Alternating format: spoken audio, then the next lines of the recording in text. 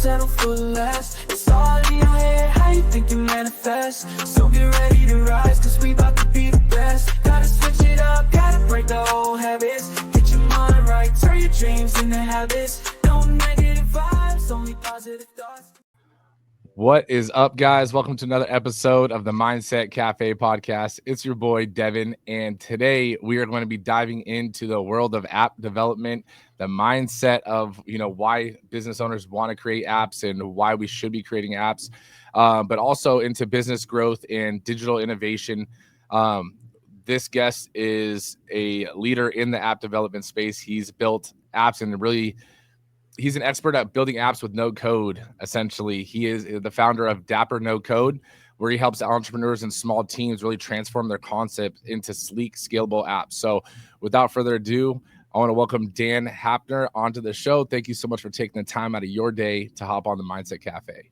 Yeah, thanks for having me, Devin. Appreciate it, man. You got a sick beat for an intro. I love it, by the way. Awesome. Thank you. Appreciate it. So, let's dive in before we get started into, the whole app and coding and all that kind of stuff. I always like to start with, your background, your bring up, your childhood. What was that like?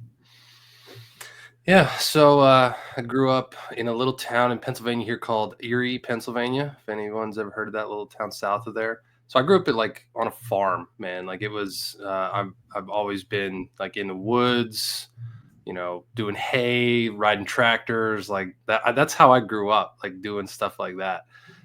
Played sports, played football. It's so funny because I always remember saying, people are like, what are you going to do with your life? And I was like, well, I don't know, but I'm not going to work in front of a computer.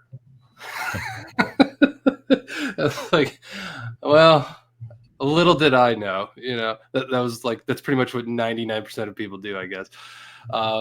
Or a big chunk of people anyway. So, yeah, it's kind of funny, but, yeah, that was kind of my upbringing, man. Like I just, I grew up like just kind of, I never really with an entrepreneurial mindset, just kind of like go hard, go to work, do sports, push yourself, like learn, do those kind of things. And I think it all translated in the, in the end when I grew up and, got into my own career and stuff, but I never thought I'd go down this path at all. No, I mean, it's interesting because from what it sounds like, your childhood wasn't in anywhere really surrounding somewhere that would be super tech driven. No, right. And so what did your parents do for work? My mom was an accountant for a long time for a big company in Erie. And then my dad he had one job his whole life. He worked at the same place for over 40 years. He was a maintenance supervisor. He just did like a bunch. He worked with his hands, walked 10 miles a day, worked for a foam. It's called, it's not even in Erie anymore. It's a foam manufacturing and production company. So he would like change molds and, just kind of, he had a dirty job, for 40 some years. So, yeah, I was the first one in my immediate family to even go to college. Oh, wow.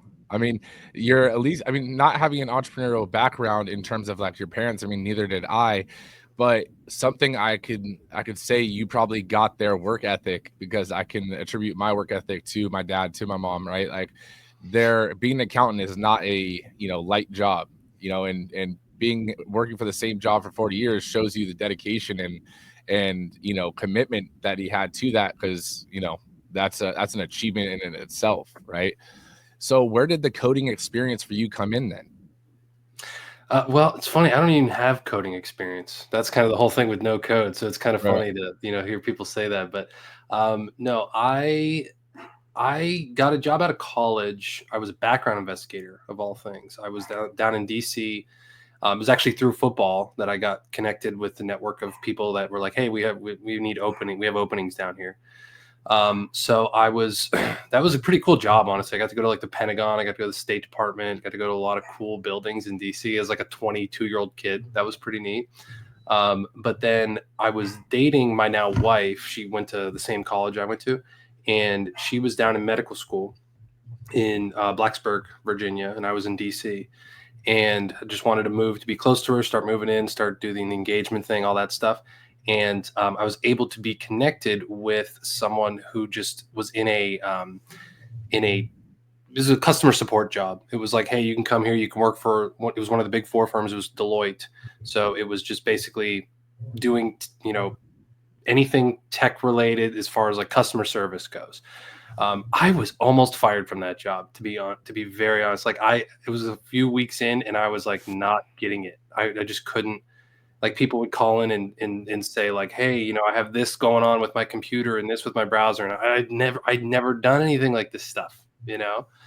But I buckled down and I figured it out, and I wasn't fired, and I ended up being very good at it, and then got promoted, and that's how I got into I got promoted into a quality assurance job where we actually tested and built web applications. So there was actually like the coders, the developers building the web apps, and then I was testing them, and that was my first exposure into the world of software and web applications. And it was really cool.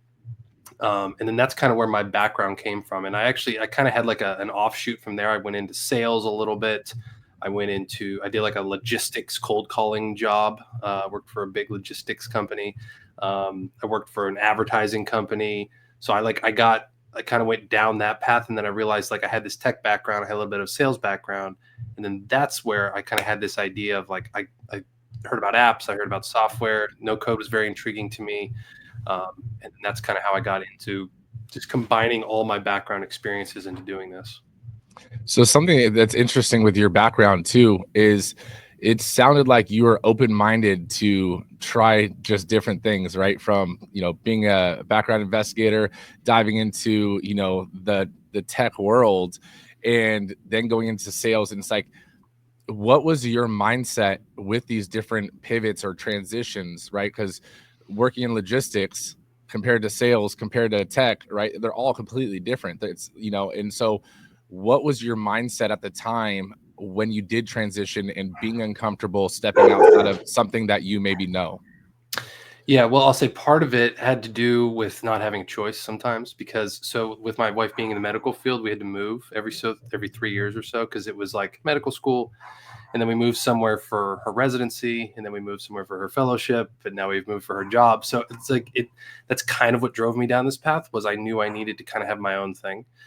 But at the time, I remember, gosh, I think I was in my no, it wasn't my background investigator. I was at Deloitte.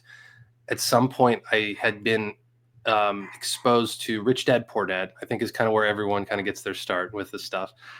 That led me down the path of I followed this guy who was into stock trading and real estate and passive income. And he mentioned 3 books on this Twitter post. And he said, here's the 3 books that I like. And one of them was .com Secrets. And that kind of introduced me to Russell Brunson, this whole concept of funnels and making money online and doing this stuff. And I've kind of, really never kind of seen the world since the same way. So it was interesting to think about. Like, I think when I transitioned to sales, I was very like excited about the opportunity for like additional additional income, right? Because every tech job I was ever in was like salary, here's what you make, off you go. With sales, it was like exciting to be like, wow, I could go in there and make like 5 times what I could do. Like, and it's all based on my own, like I control that effort. Like, that's pretty amazing. And I think that was also a part of it. But then I also knew that was also an experience builder for me, because I did have the long-term, kind of idea in place. And I think the further down the path I've gone, the more I realized I don't like taking direction. Like I realized that about myself. I was like, I kind of need to be my own thing, because, just being called in for meetings or being told, performance reviews weren't good enough for like this and that would really piss me off. Like that would really like irk me, and I was like, all right, I need to I don't like taking direction. Like I'd rather not have to do that. And then I found out, when you run your own business, you still have bosses. They're called your clients. So you don't really get rid of a boss ever. But that was kind of my mindset around it, because again, part of it was just like I was forced to figure it out because we were moving and I just couldn't keep that job.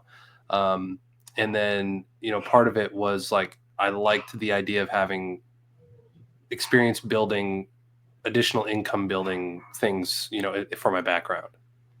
No, I mean that is super interesting, and it's it's really cool to hear you say, you did these things because you guys were following your wife, right? And that being that adaptive, right? And being willing to put everything that, let's say you're trying to figure something out and it's starting to work, but you're like, look, you know, we're in this together with, with your spouse. It shows a lot because as an entrepreneur, you already know it's not easy to be married to an entrepreneur, right? From the Yeah. late nights to, long days when, especially in that startup phase. And so you guys have already set this like relationship principle together that you guys are in this together, and you guys adapt as you come, which I think is a huge thing, both in the medical field, but also in the entrepreneurial space, because it's a being an entrepreneur, and you can correct me if I'm wrong, but it's all about adaptation. Yes. Yes, it is. By the way, can you hear my dog barking in the background? Yeah, it's all good. Okay. 1 second. My wife's here, but she's not shutting up the dog. So they're quiet all day, and then they bark on a podcast. It's unbelievable. Yeah, it's been very interesting. Because the medical field is a tough place to be in too. Like it's a it's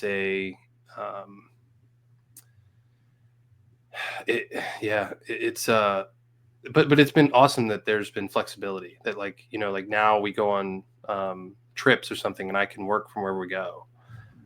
So that's been always really cool. And then just it's a yeah, I wouldn't, if I could go back and change things, I probably wouldn't do it the same way.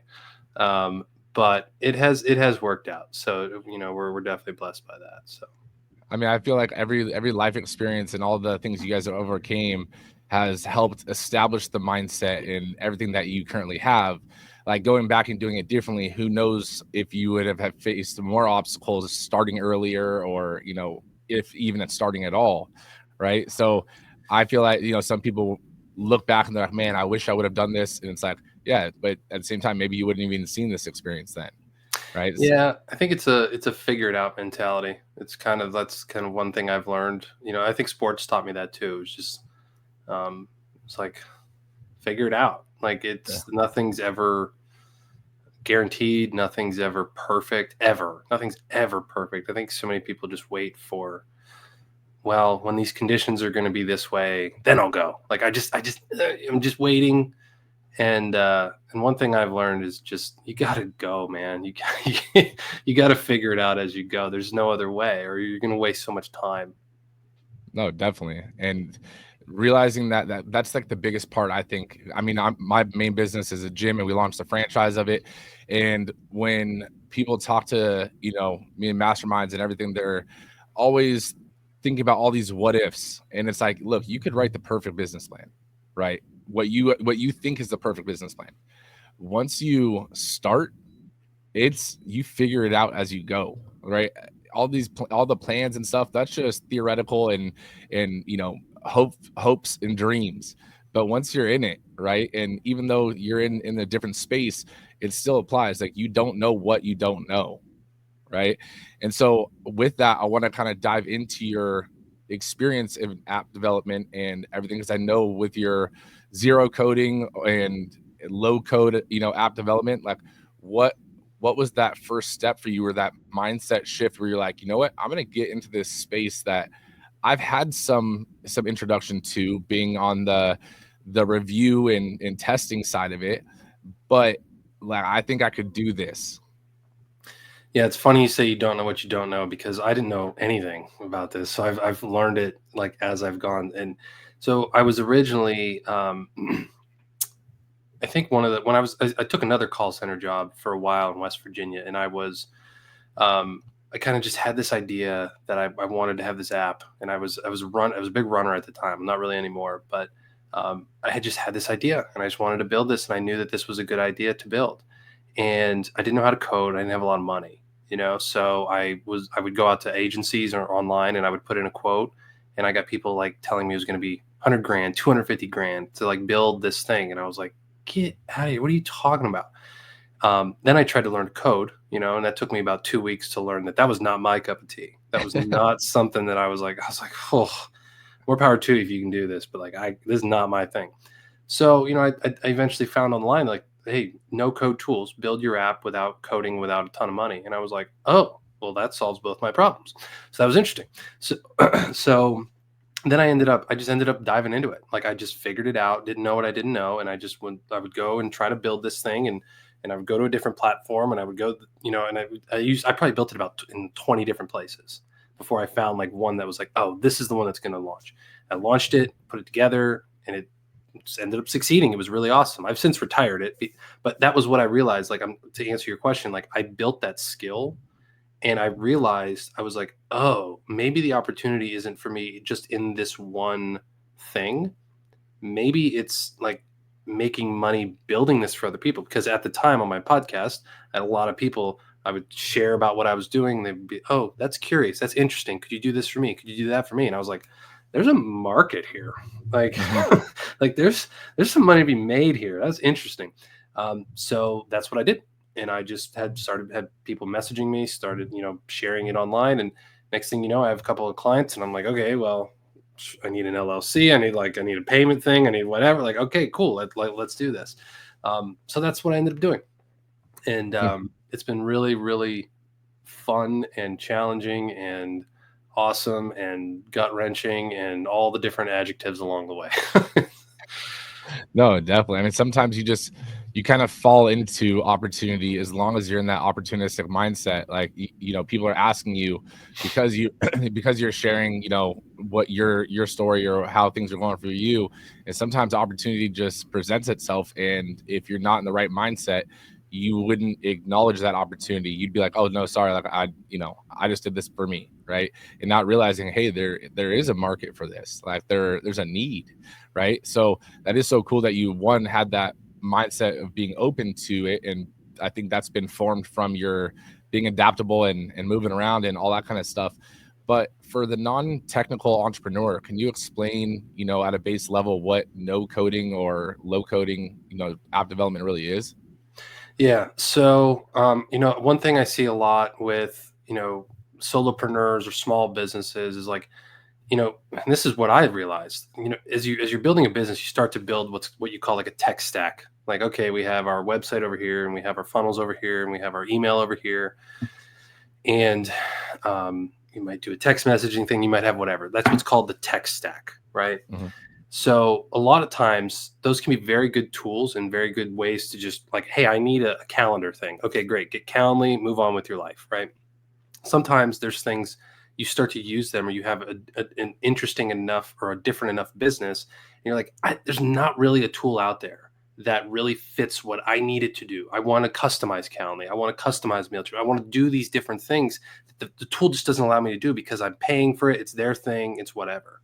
So that was, again, that's what I did with the running thing. There was a lot of apps out there that kind of did what I wanted to do, but not quite, right? Mm-hmm. So now the next piece becomes, well, okay, if I really need something custom, what does that involve? It involves hiring a dev team or learning to code it yourself, right?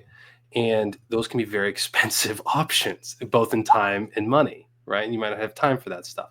So what I've started to realize is like, what kind of business outcome are you looking for? What type of, if you are looking for like a custom software solution, no code is a very, very good solution to that problem that you have, because you can do it cheaper, you can do it faster, and you can still make it custom to what you need. And that's amazing. Like that gives you so many options, so much flexibility to do something that's like, oh wow, now we actually have something that's custom and that works and that is actually, it didn't break our bank. It's kind of incredible. So when we talk about like no code or low code, there's still code underneath, right? Like it's always going to be based on that. But what you're doing is you're interfacing with it in ways that you're not having to code, right? Like a lot of people, I always say, like a lot of people have built their own website using like Wix or WordPress or GoDaddy or something like that. It's very similar. It's a visual way of building and constructing things without having to code. So a lot of it's drag and drop. It's pre-built templates. It's just customizing the colors and the fonts and the layout's a little bit like this, and that's beautiful, like, because that saves so much time, so much money, and you still end up with something custom. So that's really how I like to explain that. It's like Legos, kind of. It's like kind of stacking them on top of each other and building it in a certain way. And I loved Legos as a kid, so I'm not surprised that I still like them.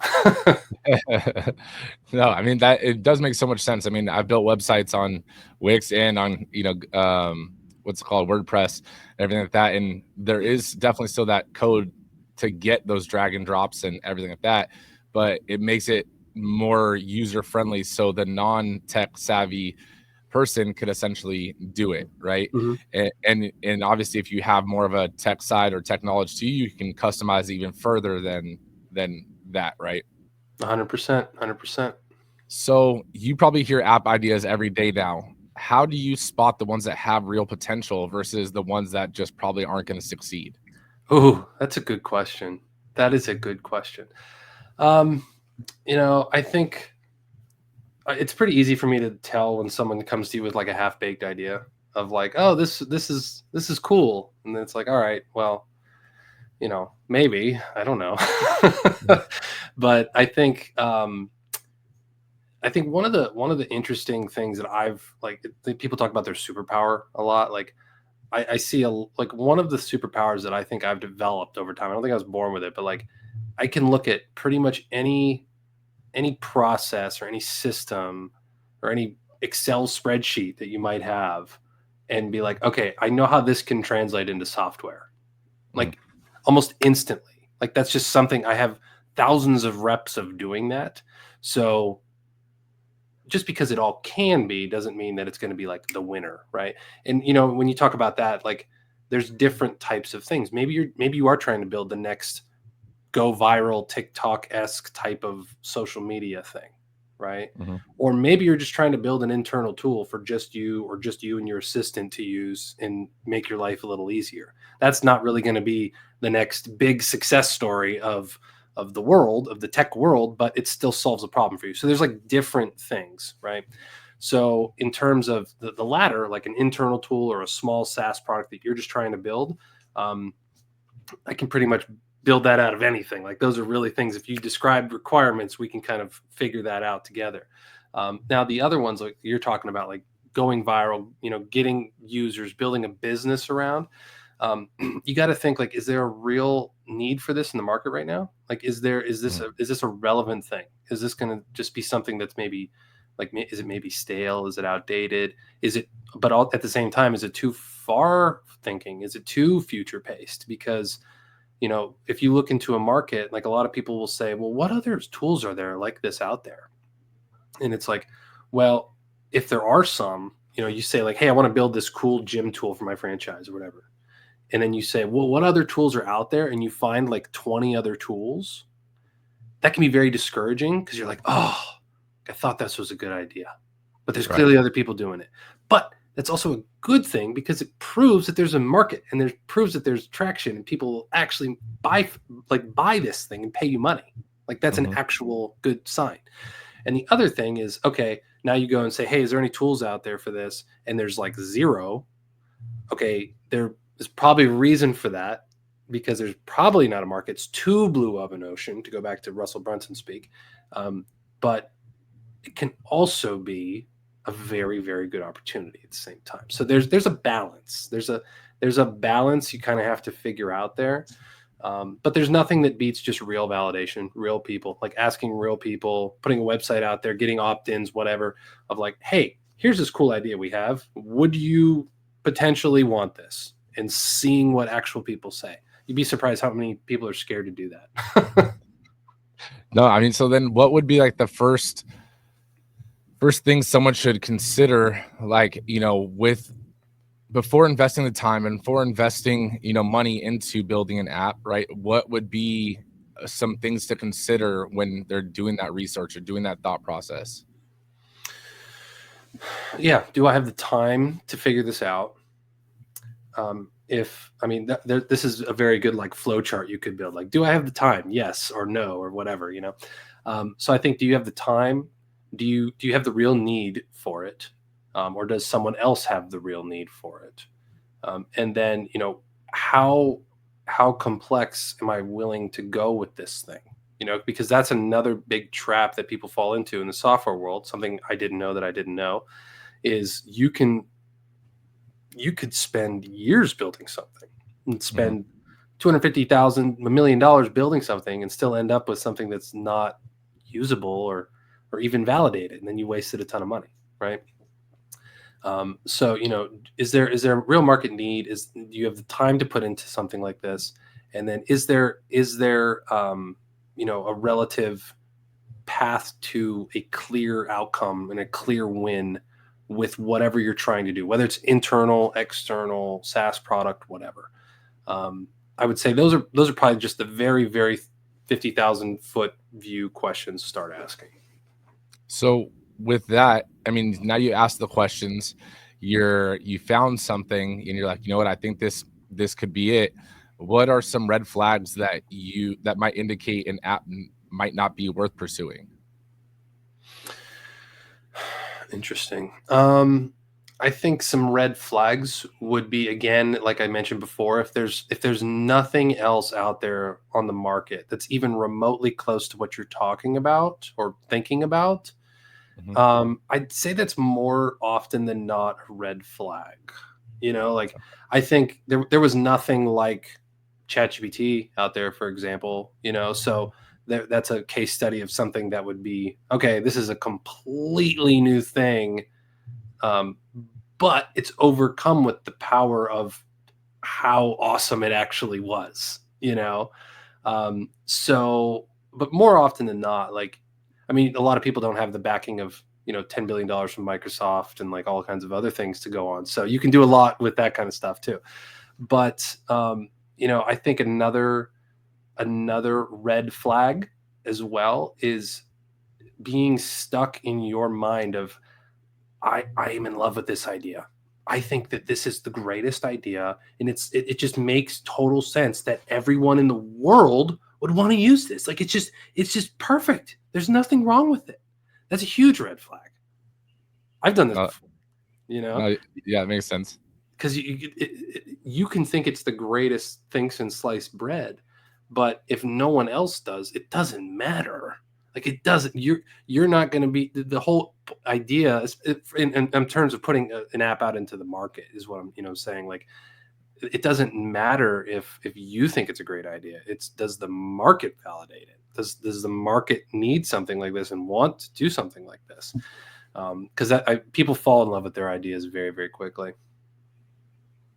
No, definitely. And so, I mean, it is so interesting because like this whole mindset of having an app and, almost for a company as well, like it almost gives you a little bit of this weird authority to say you have an app, right?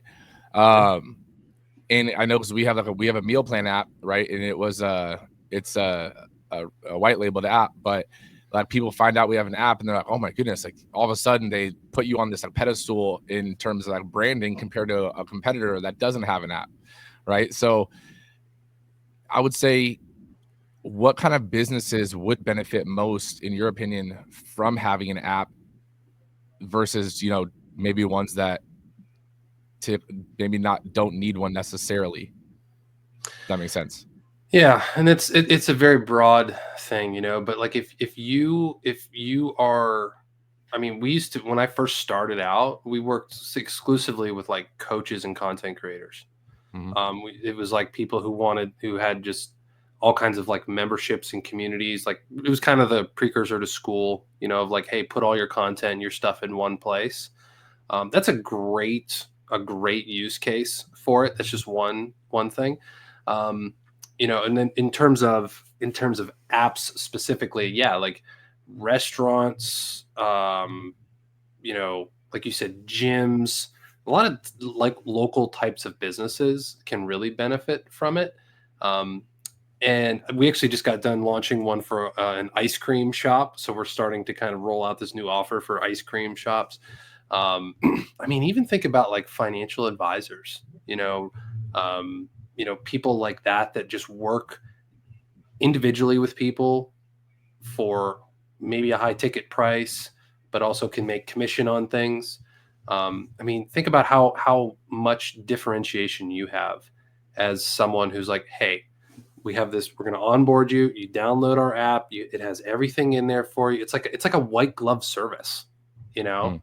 It's like it's different than just saying, hey, go on our website and fill out this jot form that does this and does that and whatever. Like that can be cool, but you know, what if there was something that was just like completely handled everything and like all of your stuff is right there? Like that's such a differentiator, right? So um, I say any business usually, but obviously there's, you know, that's a very, very broad answer to a broad question. But, you know, if you're looking to streamline things, like one thing we actually did for a client not long ago was modernize something, right? Like there was she's an animal chiropractor who works with vets and different clients. And they had this outdated texting and even faxing process of trying to coordinate, like, hey, am I allowed to do this to this animal and do that and get the vet's approval and all these other things? And we built a streamlined process inside of one app. So there's her view, there's a client view, there's a vet view. Everyone's on the same page all the time. So even it's thinking outside the box. I talked about this on one of my recent podcast episodes of just thinking outside of the box of, oh, I need an app for this, or I need a software for this, or like this could be a digitized process, you know? And there's so many things. We could be here all day talking about all of them, you know? No, yeah, no, and honestly, that's the interesting part about it. It's like if you open up your mind to the potential or possibilities that you could do, right? Because I mean, some of the things that you've emphasized, I mean, in previous stuff is you can use it for marketing, you could use it for lead generation, you could use it for increasing customer retention and engagement, right? So it really comes down to, you know, what you're looking for. And even for us as a gym, like a lot of our things are to try to increase engagement and retention. But at the end of the day, it does act as a marketing tool or a lead generation tool to try to move someone down the pipeline, you know, of, you know, kind of going back to Russell Brunson's, you know, staircase and, you know, theory and kind of funnels and stuff like that. Right. So what would you say to what kind of app or app engagement really increases retention? Well, you know, there's an old stat. I'd have to look up what the newest numbers are, but you know, they say like text messaging and emails, like what are the open rates? What are the click-through rates? Right. Mm-hmm. There was a stat. I don't have the latest numbers, and I should. I apologize. I'm making myself look bad here. But push notifications, right? When you get those push notifications on your phone, I think there was like an 85 or 90% open rate, even like a couple of years ago. Especially from something that is like we just joined a group through our church, right? And they communicate through Signal is the app that they use. And when I see they're the only group I have on there, and when I see a notification that somebody messaged that or like WhatsApp or whatever, I click on that. Like I'm going to open that. Like I'm interested. Like what's going on, right? So it's different when you have like Facebook, Instagram, like where you get tons of notifications through things or whatever. But those are really, really cool ways, right? And then that comes back to the marketing hook story offer of what are we doing to hook? What's the story we're telling? Is it new content we're putting out, new offer we're putting out, a limited time thing? Again, creativity, whatever. But then driving people to a sign up page, a free trial page, a special offer page, a yoga class, sign up, whatever the case might be. Those are really, really cool ways to do that. I mean, even I love to use the McDonald's app as an example, right? You hear commercials all the time of, hey, download our app and get a free fry or get a 50% discount on whatever. Like that's something that people can use to drive, again, retention, additional sales, things like that, exclusive only content, exclusive only deals inside of this members area, this app, this whatever. So use your imagination for how you could implement something like that. That's a very, very awesome thing. When I hear all those commercials, I'm like, oh, that's genius. That's so genius. No, that is such genius. I mean, I used Chipotle as the reference of why we have a rewards software and everything like that. Because Yeah, I go to Chipotle and every time the app push notification you write does show up, and I'm like, oh yeah, I have points, you know. And so we have that at the gym as well. Because I was like, you know, it works at Chipotle, it works at Starbucks, it works at, you know, like you said, McDonald's. Obviously, there's a reason why all these big companies are doing it. You know, it'll work for the gym, and honestly, it has helped a lot, right? So that's awesome. that engagement and that retention, it does really come from, you know, innovation essentially, and being open to that innovation. So before we wrap up, I like to ask one question, right? And this question is a legacy wall question, right? So on Dan's legacy wall, and again, it's not a tombstone. I have to say that because some people give me tombstone answers. Mm. On this legacy wall, what is the one piece of advice that you would leave for the up and coming generations that you've learned along your life's journey? Oof. That is a good one. Um, you know, I could probably say a lot of things. Can I give you a couple? Yep. Okay. I think one thing I've learned inside of being what I do and inside of no code and just being in business in general, done is better than perfect. I think that's worth that. Like that's the first thing that came to my mind that popped into my head when you said that. So I think that says something about that. But you know, done is better than perfect, because the world is moving so fast anymore. You have to move fast. You have to execute. There's no such thing as $1 million idea. There's only $1 million execution. I think Billie Mm, Jean said that. I love that quote. You know, yep. it's done is better than perfect. But I will add another thing, which I actually have the quote up here on my wall. I guess you could call it my actual legacy wall. I call it my motivation wall. But I love the speech from Any Given Sunday, Game of Inches. Life is a game of inches. I watch that speech, I don't know, probably once a week. I freaking love it. I cannot get enough of it. You know, in life and football, it's a game of inches. And I think business can be a game of inches too. Like there can be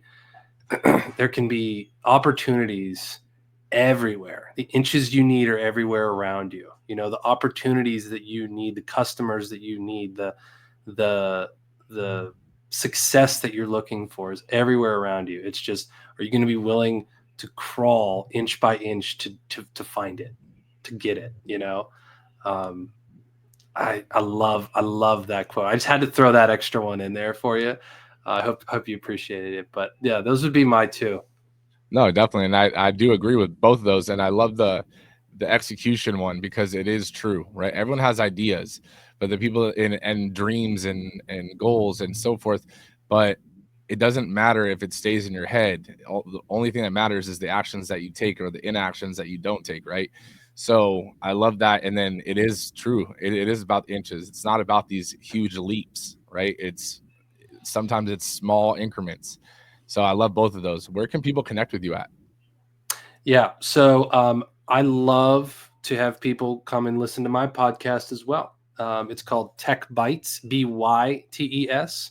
I'm actually going through a series called the No Code Advantage right now, which I think people, if you appreciated this episode, you'll get a lot out of those. It's like a 10-episode series I'm putting through. I'm about halfway through it right now. So you can definitely check that out anywhere you get your podcasts. And then I'm also, dapperNoCode.com is our site where we have all our different portfolios and services and calculators and all kinds of cool stuff over there. So guys, all that will be in the show notes. If you're watching on YouTube, it'll be in the video description. But make sure you guys share this episode with a friend. You never know what friend has a cool, app idea in their head, and they might bring you along because you showed them this episode. So, here's your 1 inch that might help progress you. So, Dan, I want to say, thank you so much again for taking the time out of your day. It was awesome. I learned a lot as well, and definitely going to be checking out the website and everything to see how we can integrate our stuff a little bit better and maybe even just make a singular app to kind of consolidate everything. So again, thank you so much for taking the time out of your day. Thank you. I appreciate it. No negative only positive thoughts, 'cause in the game of life, my